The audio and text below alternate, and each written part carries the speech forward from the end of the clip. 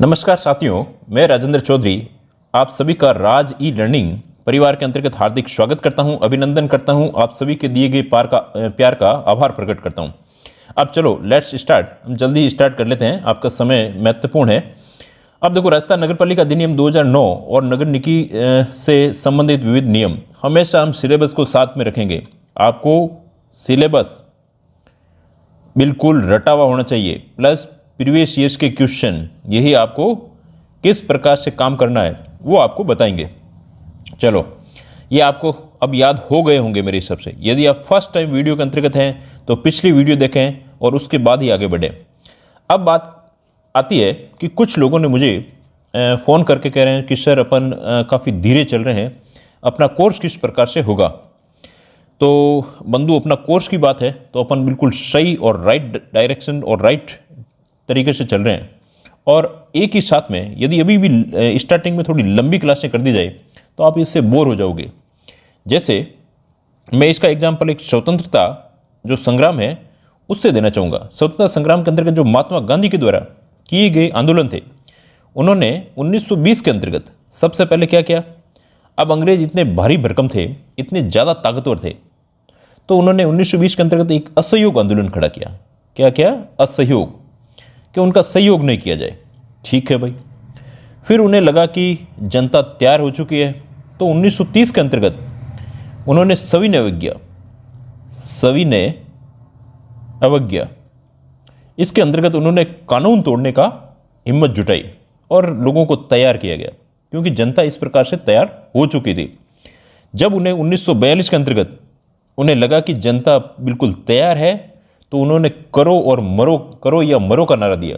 इसका मतलब कि जैसे जैसे आप लोग धीरे धीरे इसके अभ्यस्त हो जाएंगे, आप लोगों को काम करने की आपकी ताकत बढ़ जाएगी, उसी के साथ में अपन लोग इसमें स्पीड और बढ़ा देंगे।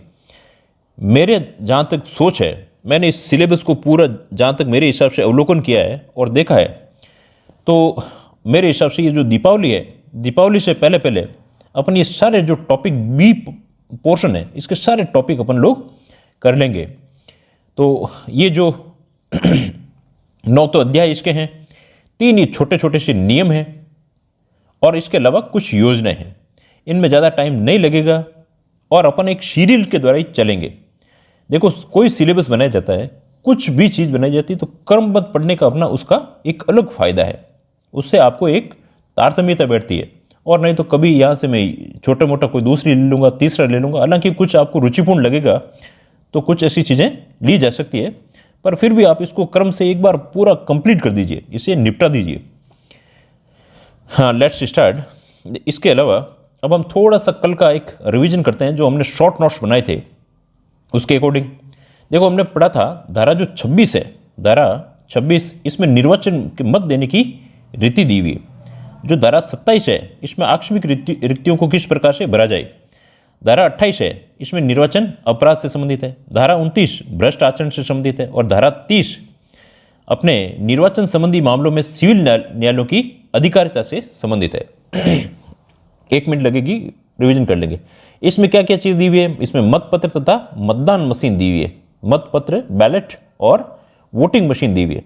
और परोक्ष मतदान इसके अंतर्गत नहीं होगा। ये 3 वर्ड आपको, ये है इसके कीवर्ड्स कहलाते हैं, ये आपको ध्यान रखने हैं। आकस्मिक रिक्तियां किस प्रकार से? उपचुनाव, चुनाव के 6 माह के अंतर्गत, कार्यकाल अगले चुनाव तक, और आरक्षित स्थानों में उसी वर्ग के, महिला है तो महिला, और एससी का है तो एससी का, एसटी का है तो एसटी का, उसी वर्ग से भरे जाएंगे।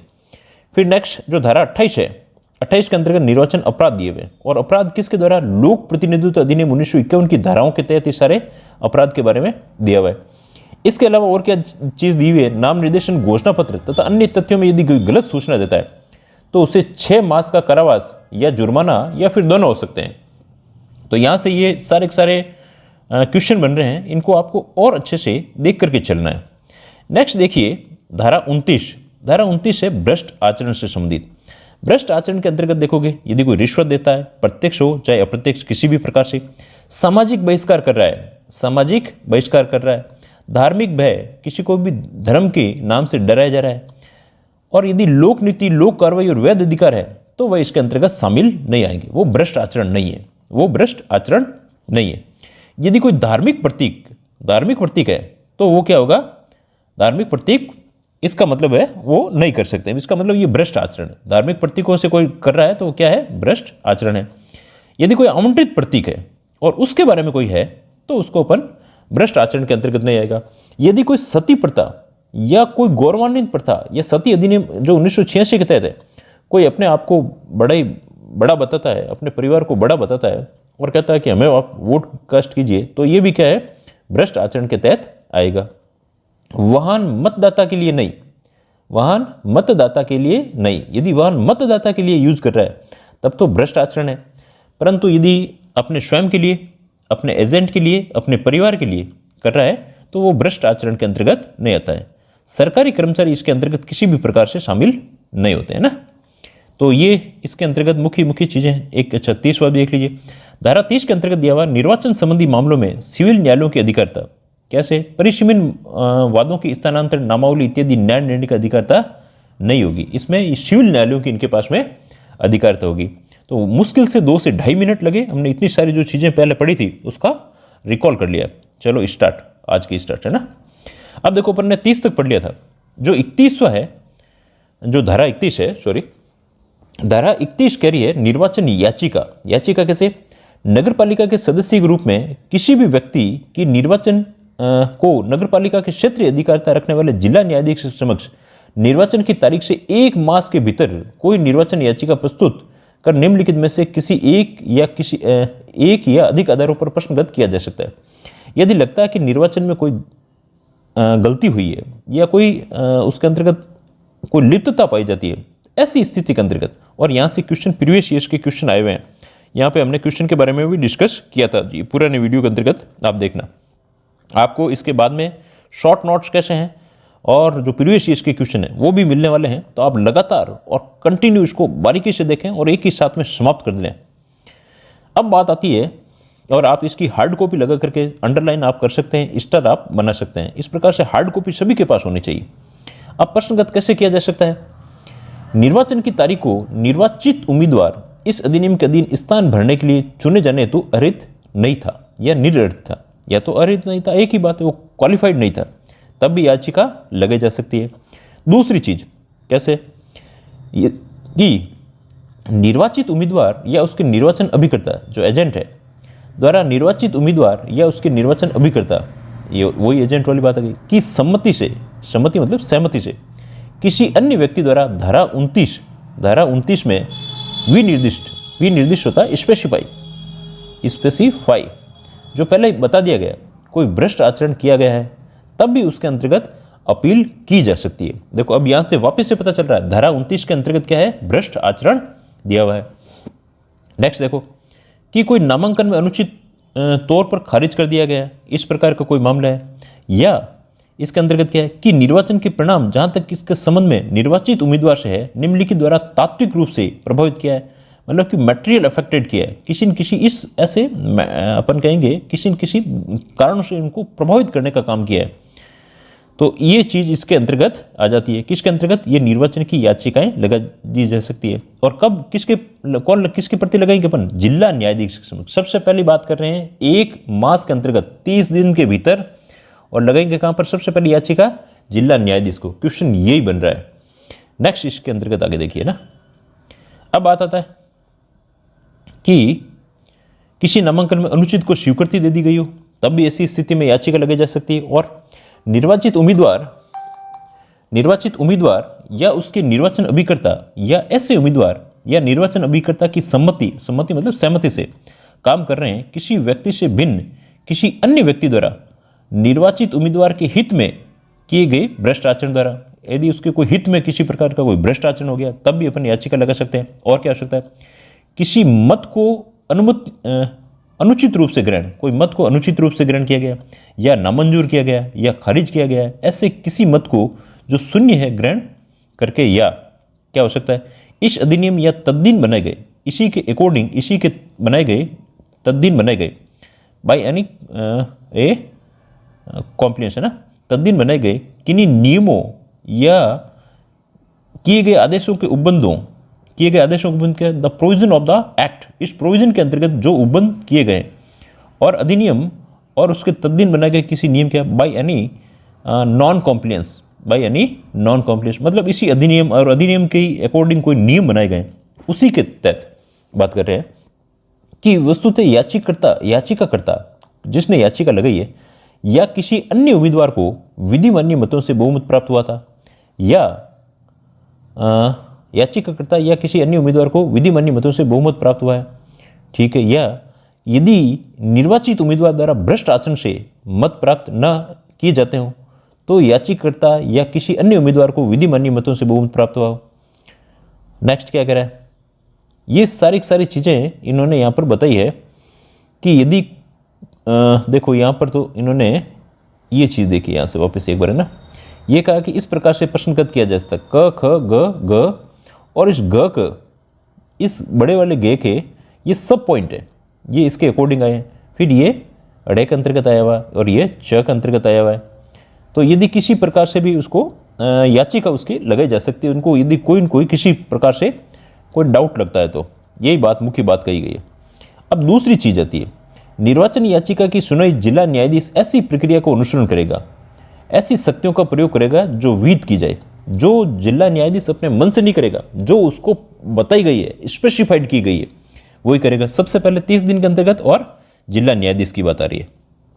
अब बात देखो 32 में क्या है, जिला न्यायाधीश के आदेशों से अपील।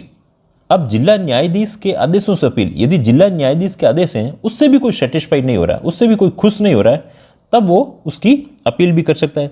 देखो हमने इसके जैसे एक छोटे से अंतर्गत देखना, इसके शॉर्ट नोट्स किस प्रकार से बनाया ना, ये हमने 31 को इस प्रकार से दिया। धारा 31 निर्वाचन याचिका, जिला न्यायाधीश के समक्ष 1 माह के भीतर और क्या निर्वाचन तारीख को अहर्ता होने जानी चाहिए, अहर्ता नहीं की है या कोई भ्रष्ट आचरण किया है, ऐसी स्थिति में क्या उसकी याचिका लगाई जा सकती है। तो इसमें मेन पॉइंट यही आ रहे थे अपने, ठीक है। नेक्स्ट देखो इसके अंतर्गत आया हुआ है, हाँ अपने धारा 32 में जिला न्यायाधीश के आदेशों से अपील, यदि उसके आदेश है उसके आदेशों के प्रति उसके खिलाफ भी अपील की जा सकती है। कैसे, धारा 31 के अधीन दायर याचिका पर जिला न्यायाधीश द्वारा किए गए प्रत्येक आदेश को अपील उच्च न्यायालय में की जा सकती है। अब यहाँ से क्वेश्चन आया हुआ है, ये आपके प्रीवियस ईयर्स के क्वेश्चन आया हुआ है कि जिला न्यायाधीश के आदेशों के प्रति अपील किसके कहाँ पर की जाती है, supreme court, high court, session court, इनमें से कोई कोर्ट पूछे तो आपको ध्यान रखना हाई कोर्ट के अंतर्गत लगाई जा सकती है। देखो क्वेश्चन बहुत ही इंपॉर्टेंट है, ये आपके जो कीवर्ड्स हैं ये आपके शॉर्ट नोट्स होते हैं। नेक्स्ट दूसरा देखो, उच्च न्यायालय के इस अधिनियम के तद्दीन बनाए गए, इसी के अकॉर्डिंग कोई और नियम बनाए गए, तद्दीन नियमों के उपबंधों को अधिधीन रहते हुए इस धारा के अधीन अपील के संबंध में वह शक्तियां अधिकार तथा प्राधिकार होगा और वह उसी प्रक्रिया का अनुसरण करेगा जैसे अपने सिविल अपील अधिकारिता की स्थानीय सीमाओं के भीतर स्थित किसी सिविल न्यायालय द्वारा पारित मूल डिग्री से अपील की दिशा में करता है। तो यहाँ पर जो हाईकोर्ट भी है वो काम किस प्रकार से करेगा, एक सिविल न्यायालय के द्वारा, जो सिविल न्यायालय है उसी के अकॉर्डिंग वह काम करेगा। जैसे फौजदारी इसके अंतर्गत कोई मतलब नहीं है, तो अपील की जा सकती है और अपील के लिए क्या कहाँ पर की जाती है, अपील हाईकोर्ट के अंतर्गत की जाती है। अब देखो अपील भी इसके भी अंतर्गत अवधि दी हुई है, एक तो इसमें सिविल न्यायालय आ गया। नेक्स्ट यहाँ से क्वेश्चन बन रहा है, जैसे इस धारा के अधीन प्रत्येक अपील उस आदेश की उसके अपील की गई है उसकी तारीख से 30 दिवस, जैसे यहाँ से उनकी अपील आई, उस अपील के जो भी तारीख दी हुई है उसके 30 दिवस के भीतर उसको अपील करनी होती है। तो यहाँ से भी 5 स्टार है, तो यहाँ से क्वेश्चन बन सकता है, इसको आप अच्छे से देख लेना। परंतु उच्च न्यायालय 30 दिवस की उक्त कालावधि की समाप्ति के पश्चात भी कोई अन्य अपील ग्रहण कर सकता है। यदि उच्च न्यायालय को लगता है कि ये अपील जेन्युइन है और किसी कारण से वो नहीं कर पाए तो वो 30 दिन की अवधि के बाद में भी उसको की जा सकती है। कैसे की जा सकती है, देखो अपीलार्थी के पास ऐसी कालावधि के भीतर अपील न करने का पर्याप्त कारण हो, यदि उसका कोई एक्सीडेंट हो गया हो, यदि कोई किसी कारण से बाहर जाना पड़ गया हो, तो वह यदि हाईकोर्ट चाहे तो उसके टाइम पीरियड को बढ़ा भी सकती है। यहाँ पे भी मैंने 5 स्टार लगाया, तो क्वेश्चन यहाँ से बन सकता है। अब बात आती है नेक्स्ट, जहाँ अपील सभी या किन्हीं भी निर्वाचित उम्मीदवारों के निर्वाचन को शून्य घोषित करते हुए, जहाँ अपील क्या कर सकता है कि निर्वाचन को शून्य घोषित करते हुए दिए गए किसी आदेश, जो उन्होंने आदेश दिया जिलाधीश ने, आदेश के विरुद्ध की गई है, वहाँ उच्च न्यायालय पर्याप्त कारण दर्शाए जाने पर, यदि उसके पास में पर्याप्त कारण है दर्शाए जाने पर उस आदेश जिससे अपील की गई है कि परिवर्तन पर रोक लगा सकता है, स्टे ऑपरेशन, उस पर क्या लगा सकता है, उसके जो डिसीजन जो जिला कलेक्टर के द्वारा दिया गया है उस पर स्टे ऑपरेशन भी लगा सकता है।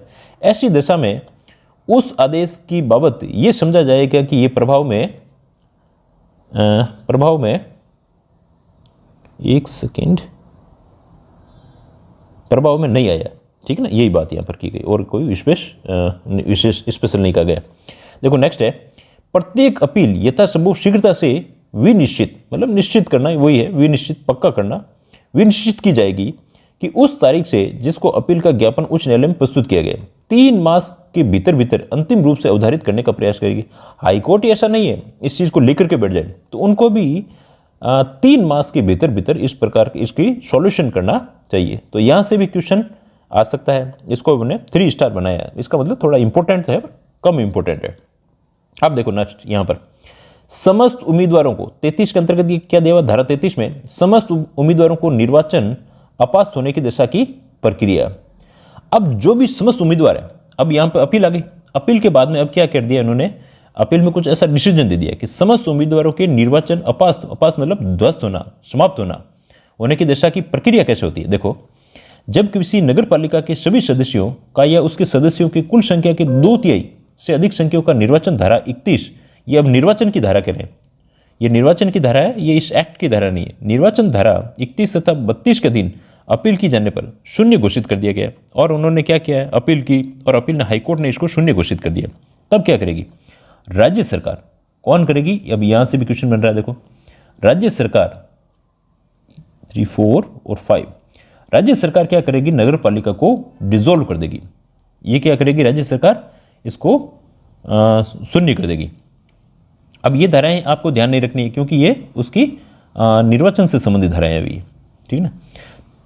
तदुपरांत धारा 322 के उपबंध, तदुपरांत धारा 322 के अंतर्गत इसकी उपधारा 1 के उपबंधों को छोड़कर लागू होंगे। इसकी उपधारा 1 को छोड़कर के बाकी सारी चीजें क्या हो रही है, 322 के अंतर्गत है। अब हमने यहां पर यह भी चीज देख ली, धारा 322 में क्या है, तो समता न होने या 2/3 से कम निर्वाचित सदस्य होने की दशा में नगर पालिका को विघटित करने की सरकार की शक्ति, थोड़ा सा लिख दिया, सरकार ऐसा कर सकती है। इसके अंतर्गत क्या करना, सरकार कर सकती है। यदि 2/3 सदस्य निर्वाचित सदस्य होने की दशा में क्षमता न होने, या तो क्षमता नहीं है या 2/3 सदस्य, ये इसी के अकॉर्डिंग यदि कोई शून्य की स्थिति हमारी 2/3 सदस्य हैं, तब ऐसी स्थिति के अंतर्गत उसको अपास दिया, उसको विघटित कर दिया जाता है। अब नेक्स्ट बात आती है धारा 34 के बारे में, आदेशों और विनिश्चय की अंतिमता। जो आदेश इसने हाईकोर्ट के द्वारा दिए गए आदेश हैं, ऑर्डर, और ये क्या दिया, finalist of the order and decisions. Order और विनिश्चय क्या होता है, डिसीजन, जो उन्होंने डिसीजन दे दी है वो धारा 32 के अधीन, धारा 32 के अधीन, 32 अपन ने जो भी है उसको भी अपन देख लेंगे।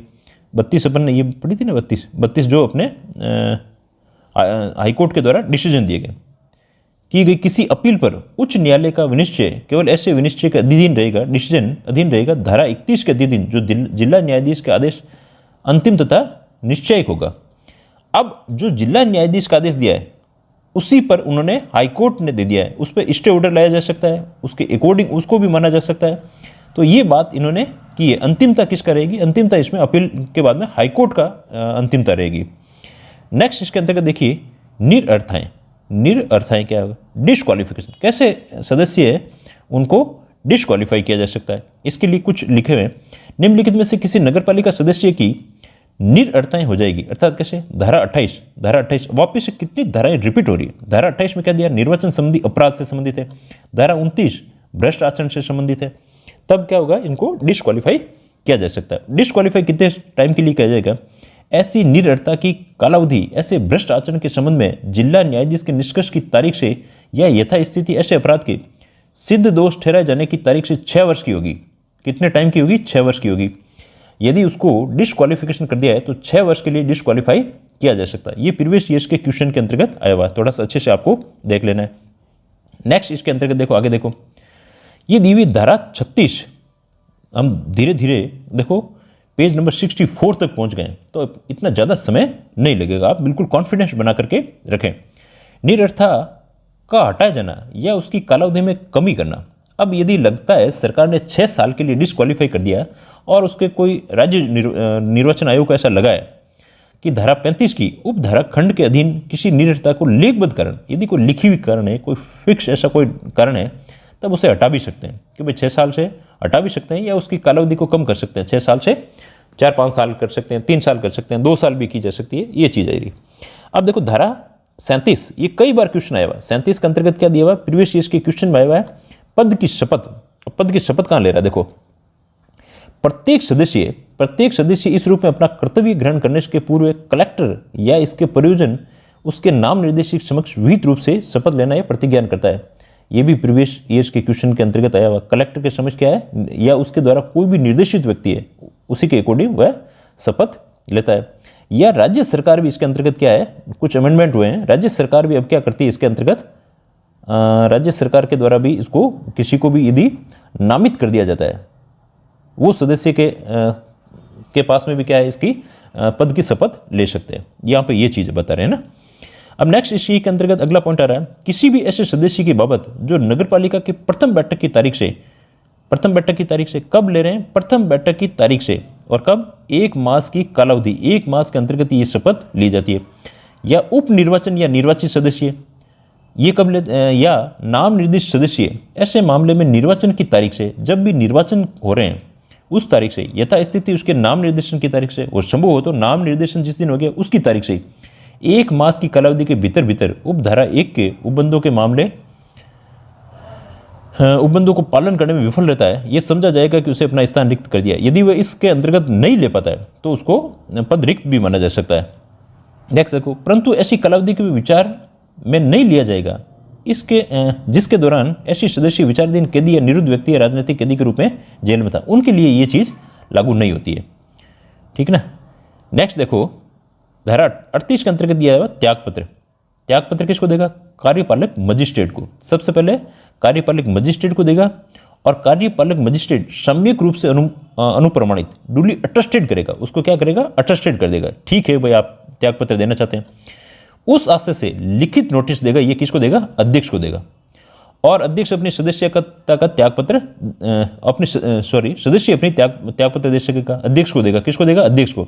ऐसा त्यागपत्र नोटिस की तारीख से 15 दिवस की समाप्ति के पश्चात, उसके 15 दिन के अंतर्गत ही, यहाँ से 5 स्टार क्वेश्चन बन रहा है, 15 दिवस की समाप्ति के पश्चात ही या अध्यक्ष द्वारा त्यागपत्र स्वीकार करने की तारीख से, जो भी पहले हो, प्रभावी हो जाएगा।